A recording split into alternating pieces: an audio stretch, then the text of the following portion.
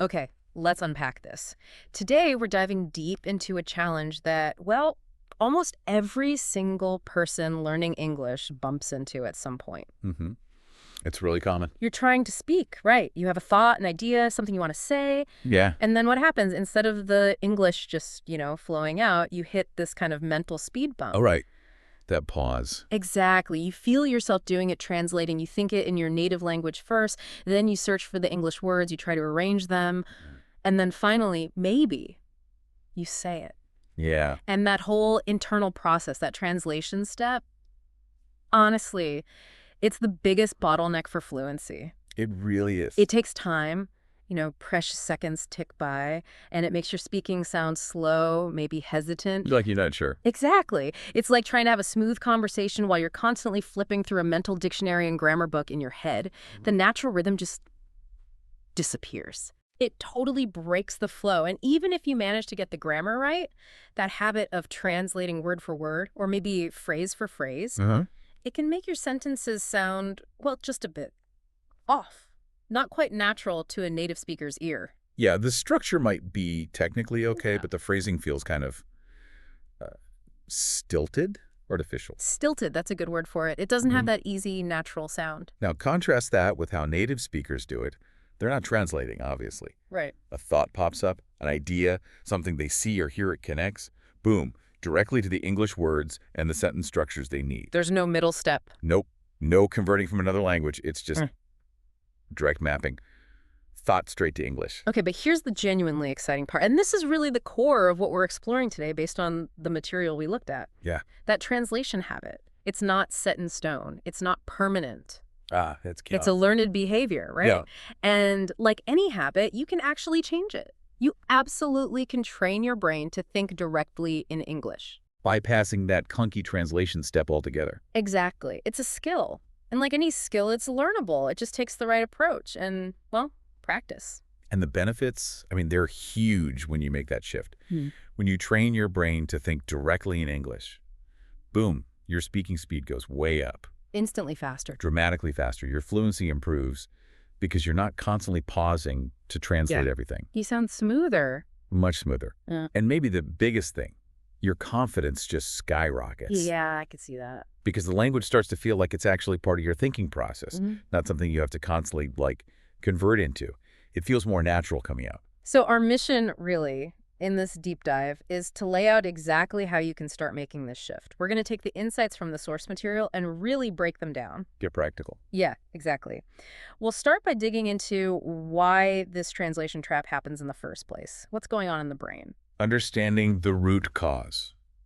Then we'll walk you through the specific practical steps, the ones the source recommends, to actually train your brain to build those direct English pathways, The how-to. the how-to. Yeah. And we'll look at daily exercises that can help reinforce this new way of thinking.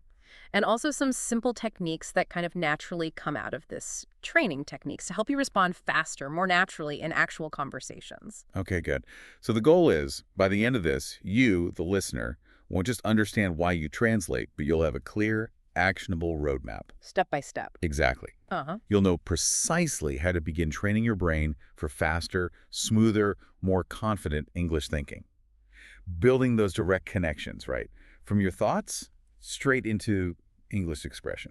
All right, let's really dig into the mechanics of this. Let's start right at the foundation. We need to get our heads around the root cause. Why?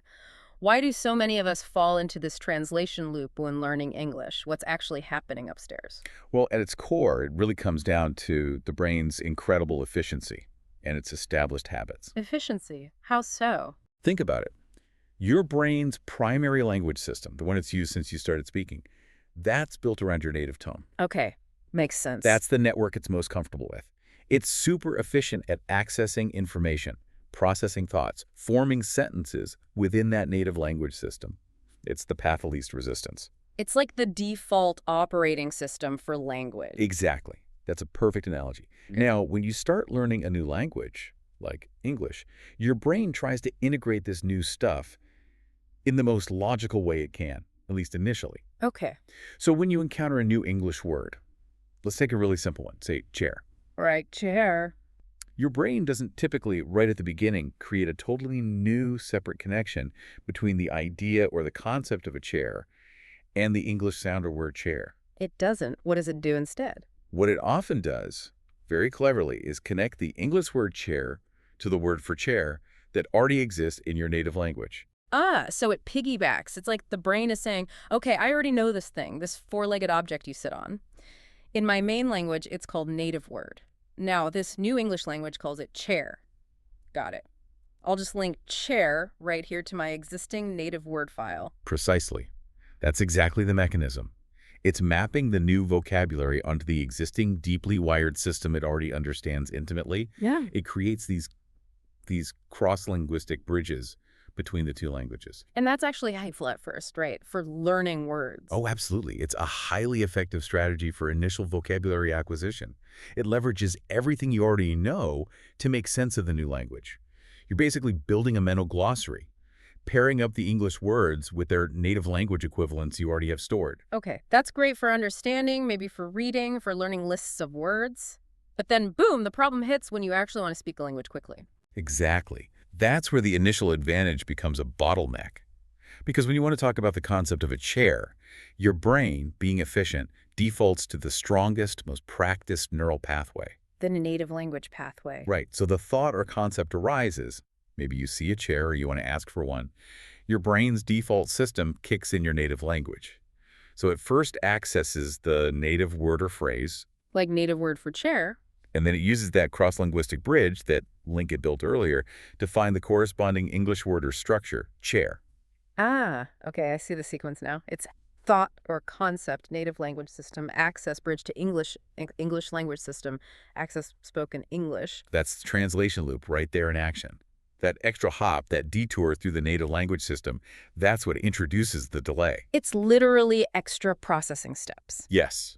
Your brain is doing a two-stage conversion before the English actually comes out of your mouth. And that just requires more cognitive effort, more mental energy, and crucially more time than if you could just access the English directly. Okay, that makes perfect sense now. The very mechanism that helped us get started learning the words becomes the barrier to using them fluently later on. Wow. It's a bit ironic, isn't it? It is. So the whole mission, the core goal of the training methods we're about to discuss is basically to forge and then really strengthen those direct links. Right. The ones that go straight from thought or concept directly to the English language system. So the brain learns it can actually skip that native language detour when it's time to speak English. Exactly. It's all about building new, more efficient neural pathways, specifically for English production. You're essentially retraining your brain's default setting for when you need to actively use English, not just understand it, making the direct English route the new path of least resistance. Okay, the picture is crystal clear now. We know why it happens. So how do we actually do this? How do we start building these new direct English pathways? Where does the source suggest we begin? Well, the very first step, as the source outlines it, is actually surprisingly simple. And crucially, it's entirely internal. It happens inside your head. Okay. It's about consciously starting to use simple English words in your thoughts throughout your day. So not even speaking out loud? Nope, not necessary at this stage. You don't need to be talking to anyone. Yeah. You could be completely silent. It's purely about shifting your internal monologue, integrating English into your private mental space. Literally changing the language of your thoughts, even just a little bit at first? Precisely that. You know, most people's internal chatter, their stream of consciousness, it runs predominantly in their native language, right? Yeah, naturally. So this first step is about deliberately, consciously introducing English into that private mental space.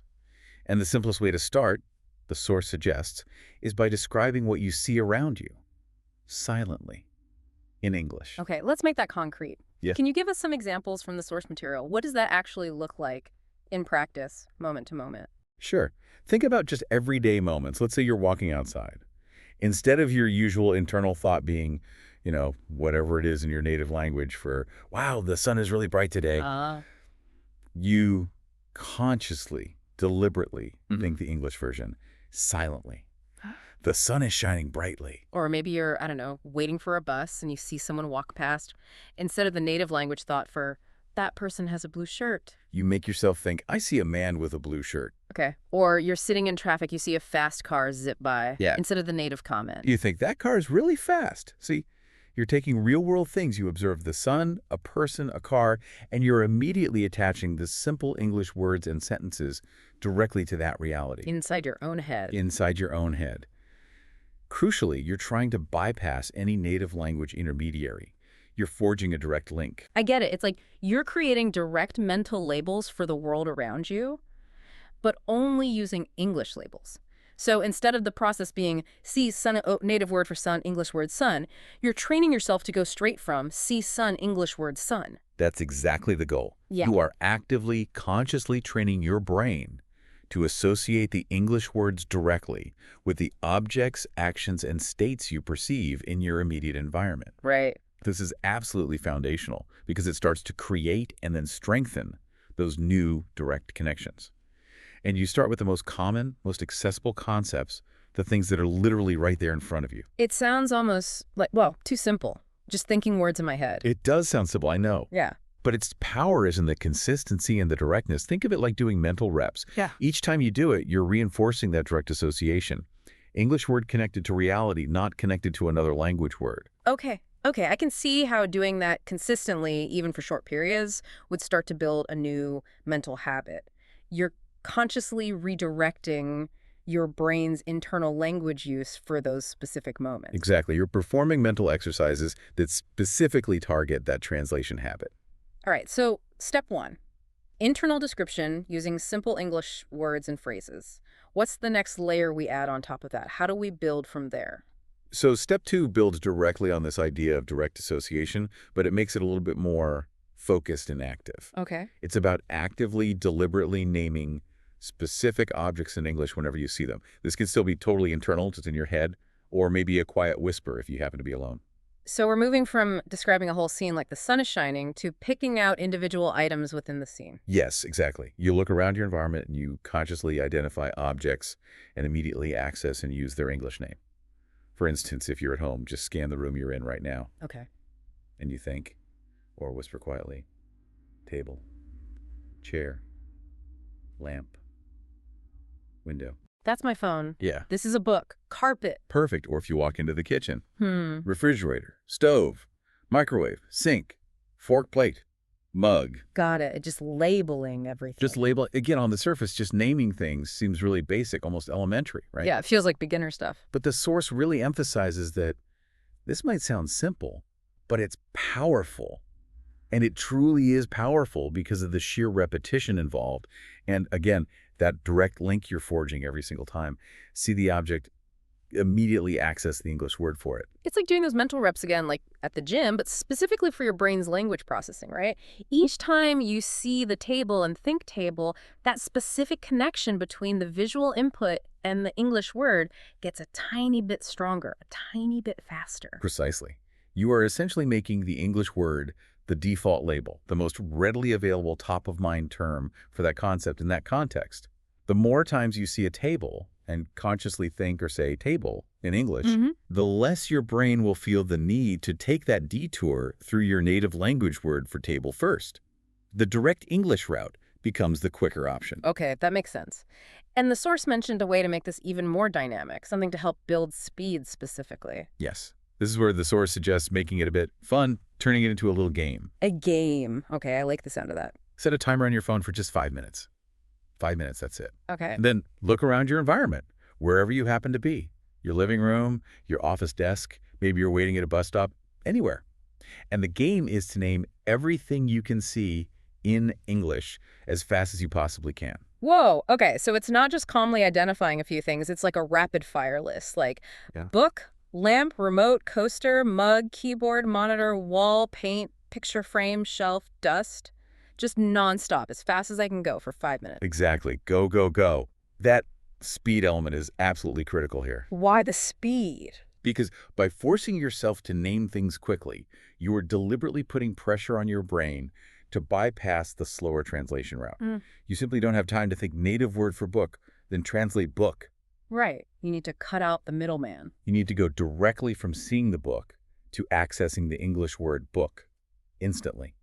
This little 5-minute game actively trains the speed of your English word retrieval. Oh, that makes so much sense now. It's a really practical way to actively break the old slow translation habit by making the new habit, the direct English access, faster and more automatic. You're building fluency not just in knowing the words, but in accessing them quickly. Right. It's about access speed. You're reinforcing that direct link and adding a crucial time pressure component, which is absolutely vital for real conversational fluency. The faster you can do this internal naming under pressure, The faster you'll be able to retrieve words when you're actually talking to someone. exactly, it builds that mental muscle. Okay, this is great. So we've started with simple internal descriptions, step one. Then we move to actively naming objects directly, maybe using that speed game, step two. What's the next logical step in building this internal English fluency? Where do we go from single words? Well, once you start getting comfortable accessing those individual words directly and quickly, the natural progression, according to the source, is to start thinking in full sentences. Ah, okay. Moving beyond just labeling things. Exactly. You move beyond just thinking table or chair or coffee to actually combining those words into more complete thoughts and expressions. Still, primarily this is happening inside your own mind, at least initially. So taking those building blocks, the nouns and maybe some adjectives we just practiced naming, and actually constructing something meaningful with them, like stringing beads together. That's a great way to put it. Instead of just seeing the weather and thinking the single word sun, you start forming a short sentence about it in your head. Or instead of just the label bus, you think about your action or situation related to the bus.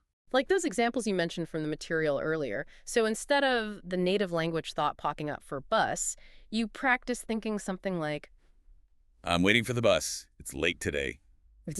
You're forming a complete sentence describing your current state. I'm waiting for the bus. And then adding another relevant detail. It's late today. You're combining I, the action am, waiting, the object bus, and then a second simple sentence about its status. Or like describing your immediate environment in more detail. Instead of just thinking desk or computer, Yeah. you might think, I'm sitting at my desk right now. My computer screen is very bright. Precisely. You're expressing more complex ideas than just single labels. You're practicing forming subjects, verbs, objects, using adjectives, maybe adverbs, and connecting them grammatically, all inside your head. You're running little simulations of sentence construction. And the source really stresses consistency for this step, right? Absolutely. It highlights that the crucial part here is practicing this every single day. Making it a regular habit is key for this to become natural and automatic. Okay, and it suggested specific times or activities for practicing this. Why are those helpful? Yes, it specifically suggests integrating this sentence thinking practice into your daily routines. Routines, like what kind of routines? Think about simple, everyday activities that often don't require your full, intense mental focus. Things you do somewhat automatically, like washing the dishes, maybe getting dressed in the morning, your commute if you take a bus or train, preparing a simple meal like breakfast, maybe even cleaning. Ah, okay. Things where my hands are busy, but my mind isn't totally occupied. Exactly. During those times, part of your brain is usually available, right? You're not solving complex problems. That is the ideal time to engage that available mental bandwidth in forming English sentences Sentences about what? about what you're doing, what you're seeing or hearing right then, or even just things you're passively thinking about in that moment. Use the routine itself as the subject matter. Oh, I see. So the activity itself demands less mental load, which frees up more mental capacity for the language practice. Is that the idea? That's precisely the idea. So for example, while you're walking to the grocery store, you might narrate internally in English. I am walking to the store now. The sky looks cloudy today. I hope it doesn't rain. I need to remember to buy milk and bread and maybe some eggs. Okay, a little internal monologue. Exactly. Yeah. Or maybe while you're cooking dinner. Okay, the water's boiling now. I should add the pasta. Right. I need to set a timer. Mm-hmm. Let's say for 10 minutes. Got it. These are simple, often repetitive actions, which gives you ample low-pressure opportunities to practice constructing sentences in English about real, immediate events or plans. You're building the habit of thinking about your actions in your environment using English sentence structures directly. No translation needed. Okay, this is really building up nicely. So we've progressed from single words and simple descriptions to actively naming objects with speed, and now to constructing full sentences about our immediate reality during routine activities. What's the kind of culmination of this internal training sequence? Where does the source take us next to really solidify this? Right, this next step is where, as the source puts it, things get really interesting.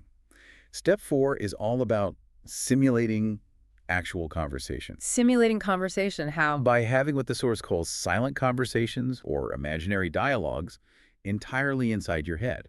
Whoa, okay. So not just narrating my own actions or thoughts anymore, but actually imagining a back and forth interaction with another person. Exactly that.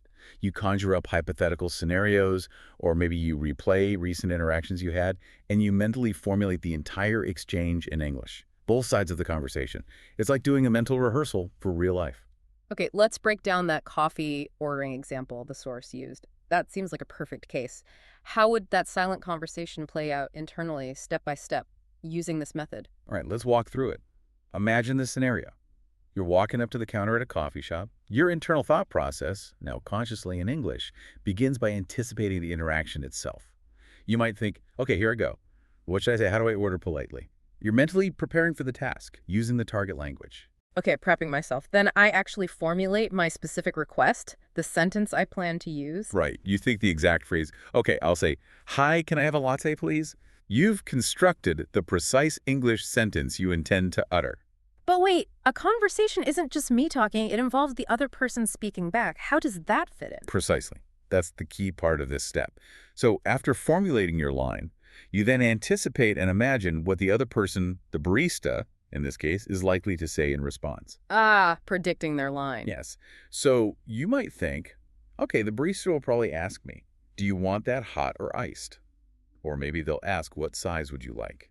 You're running through the most probable responses they might have based on the situation. And then I practice my response to their imagined question. Exactly. Based on what you actually want, you formulate your reply in your head. Okay, if they ask hot or iced, I'll say, hot, please. Or if they ask the size, I'll reply, a medium, please. You've mentally rehearsed not just your opening line, but the potential follow-up questions and your answers to them, the whole dynamic. Wow. Okay, I can immediately see the immense value in this. This is brilliant. You're not just forming isolated sentences anymore. You're practicing the actual flow of a conversation. Right, the give and take. You're practicing anticipating common questions, formulating relevant and quick answers, managing the turn-taking. And you're doing it all entirely in English, but in a totally safe, low-pressure environment inside your head. Absolutely. And the direct benefit, which the source highlights, is that by engaging in these regular imaginary conversations, you are proactively preparing your brain for those real-life interactions when they happen. You're preloading the software. Kind of. Yeah. You're pre-building the neural pathways needed for common conversational patterns and specific responses. You're laying down the tracks before the train needs to run on them. So then, when the real conversation about ordering coffee happens, or maybe asking for directions, or making a quick purchase at a shop, your brain has already practiced accessing the necessary English words and structures for that specific type of scenario. Exactly right. You won't need to freeze and translate because you've essentially already run the script internally, maybe multiple times. Your responses will feel much more automatic. They'll come out faster and sound more natural. It's like athletes visualizing their performance before a game, or musicians practicing scales and arpeggios. It makes the actual performance smoother, more instinctive, more intuitive. That's a perfect analogy. And think about how many other common scenarios you could practice this way. Like what? Well, maybe meeting a friend you haven't seen in a while. You imagine the opening exchange, you think, okay, what will they ask first? Probably, how are you? Or, what have you been up to? Okay, I'll say, hi, great to see you. I'm doing well. How about you? Then maybe they'll ask about my weekend. Okay, I'll tell them, my weekend was pretty good, actually. I went hiking on Saturday. Then they might ask, oh, cool, where did you go hiking? And I'll prepare my answer. I went to those hills just outside the city, near the lake. You've rehearsed the whole mini conversation. Or asking for directions if you're lost in a new place. Definitely. Imagine being lost. You think, okay, I need to ask someone for help. How do I phrase it politely? Maybe. Excuse me, sorry to bother you, but could you tell me how to get to the main train station? Right. Then I need to be ready for their answer. They might point or say things like, go straight down this street, turn left at the next corner, it's on your right. I should review that vocabulary. What if I don't understand them? Oh, good point. Plan for problems, too. Yeah. Okay, if I don't understand, I can say, sorry, could you please say that again more slowly? Or could you show me on this map? You anticipate potential difficulties, too. What about talking about something like a movie you watched? Perfect for this. Think about a movie you saw recently. Imagine telling a friend about it. You formulate the description in your head. So, I saw a movie title last night. It's mentioned the genre action, comedy, drama, film. It's basically about give a very brief plot summary, just a sentence or two. Overall, I thought it was give your opinion, really exciting, kind of boring, hilarious, thought-provoking. The acting was your opinion on acting great. Okay, terrible. Wow, the possibilities for these silent conversations are actually endless. You could practice for job interviews, answering common questions, Totally. handling small talk at a party, describing a problem you need help with at work or with customer service. Pretty much any conversation you expect to have or might have. Precisely. Any scenario that's relevant to your life and your reasons for learning English is fair game for this internal rehearsal. And the more varied your silent conversations are, the better prepared your brain becomes for a wider range of real-life, spontaneous interactions. It's a really powerful technique to accelerate your fluency, especially in speaking. Okay, this whole sequence makes so much sense now. Just to quickly recap this core training progression we've unpacked. We start small, with simple internal descriptions of our surroundings, step one. Then we move to actively naming objects directly, maybe using that speed game for practice, step two. Right. Building the word access. Then we build up to thinking in full sentences, narrating our actions or observations during routine activities, step three. Getting the sentence structure practice. And finally, we simulate entire conversations internally and anticipating both sides of the dialogue, step four. Putting it all together in a communicative context. It's such a logical progression, really building layer upon layer, all aimed at strengthening that direct link between thought or concept and the actual English expression. That's the system in a nutshell. It starts with the most basic association and systematically moves towards more complex communicative practice. Yeah. And the beauty is most of it happens internally, building the crucial habit of bypassing translation before you even open your mouth. Now, the source also brought up a really interesting point about culture, didn't it? Something that kind of underlines why developing this speed and directness in English thinking is so important, maybe beyond just sounding grammatically perfect. Yes, absolutely. This is a really crucial piece of context to understand. The source makes an observation about many English-speaking cultures. Which is? That there's often a high value placed on, well, thinking quickly and responding relatively fast in conversations. It's often perceived as an important part of effective and smooth communication. So it's not just about what you say, but also about the timing of when you say it. In many contexts, yes. The source notes that in a lot of common situations, everyday interactions, people often don't wait for a very long pause before the other person responds. There's a kind of implicit expectation of a reasonably prompt reply to keep the conversational ball rolling. And this is probably most noticeable in more casual, informal settings, I imagine. Absolutely. The source specifically points to casual conversations, just chatting with friends or colleagues, informal work interactions, quick exchanges during everyday transactions like buying something. In those settings, the expectation is often that you'll answer pretty fast, pretty naturally. The general pace of informal spoken English can be quite brisk. Right.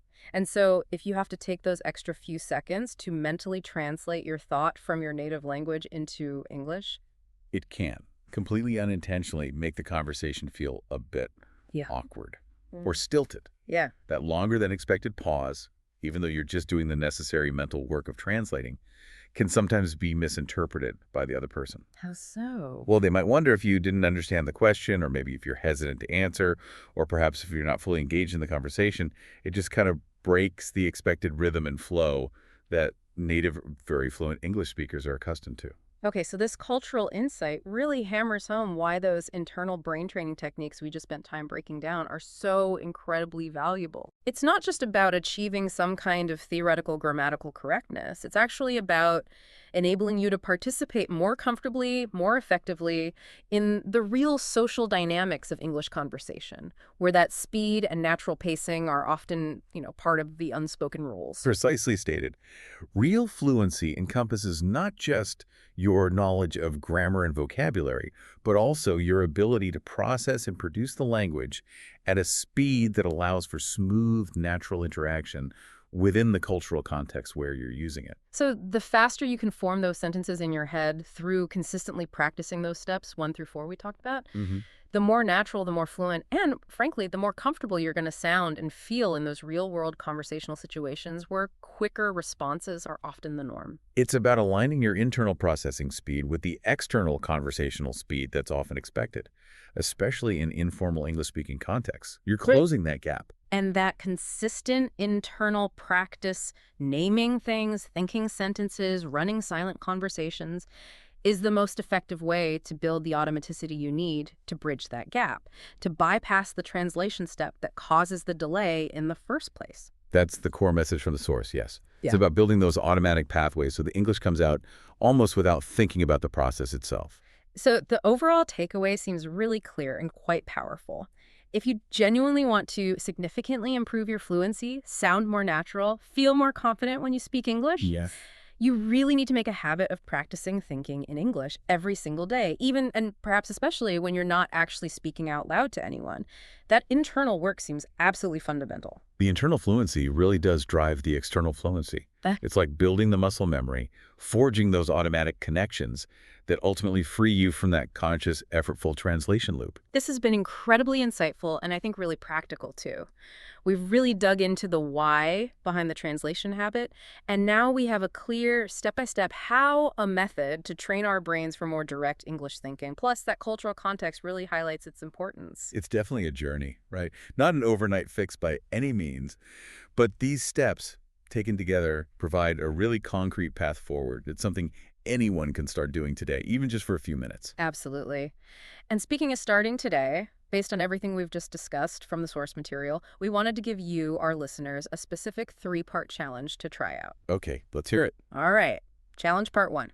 Sometime today, consciously spend just 5 minutes actively naming objects around you in English. And maybe try that speed game technique we talked about. Yeah, set the timer. Set the timer for 5 minutes, look around, and name everything you see as fast as you possibly can, out loud or just in your head. Feel the pressure. Okay, step 1. The 5-minute naming sprint. What's step 2? Step 2. Choose one simple daily activity you do anyway. Maybe while you're making breakfast tomorrow morning or walking the dog or waiting in line somewhere. And for that period, practice thinking in full English sentences about what you were doing or observing. Narrate it silently in your head. Got it. Step 2. Internal sentence narration during a routine. And step 3. And step 3. Take a common short scenario you might encounter regularly. Could be ordering a drink, asking for simple information like the time, or just a quick greeting exchange with a neighbor. And imagine having that short conversation entirely in your head. The silent conversation practice. Exactly. Formulate both what it'd likely say and what the other person might plausibly say back. Run through it a couple of times, all in English, inside your mind. Okay, those are 3 very concrete actions. 5-minute naming sprint, sentence narration during a routine, and 1 silent conversation rehearsal. Give those 3 steps a try, maybe even just today or tomorrow, and just see how it feels. It might feel a little strange or effortful at first, but remember, you're consciously building new mental habits, and we'd genuinely love to hear from you about this. Yeah. Do you often catch yourself translating in your head? I mean, it's such a common experience for language learners, isn't it? Oh, absolutely. Almost universal at some stage. And how have you tried to break that habit before? Or how do you currently try to encourage yourself to think more directly in English? We'd love for you to share your process, your successes, even your challenges. Let us know. Because these internal practice techniques really are the bedrock for building that effortless, spontaneous fluency we're all aiming for. And actually, next time, we're planning to continue building on these ideas. Oh, yeah. What's next? We'll be exploring another really powerful technique that the source material touched upon. How you can use strategic repetition, not just rote memorization, but smart repetition to really reinforce your learning. Could make things stick. Exactly. To make new words and useful phrases stick more effectively in your long-term memory, making them much more accessible for faster recall and use when you need them. Ah, that sounds like the perfect complement to what we discussed today, building the direct thinking pathways and then making sure the vocabulary and phrases you need are actually there and ready to use on those pathways. Precisely. Should be a good one. Definitely. So you won't want to miss that deep dive. Until then, our usual advice: keep talking, keep practicing, immerse yourself as much as you can, and try to enjoy the process of learning English. Absolutely. And maybe leave you with this final thought to ponder, building on everything we've talked about today regarding internal language. If you make a conscious, consistent effort to really integrate English into your constant internal stream of thought, using it to describe your world, narrate your daily actions, imagine interactions directly in the language, what does that fundamentally change about your ongoing relationship with English itself. What happens when English starts to become the language not just of what you say to others, but increasingly the language of what you think to yourself? Something to mull over until our next deep dive.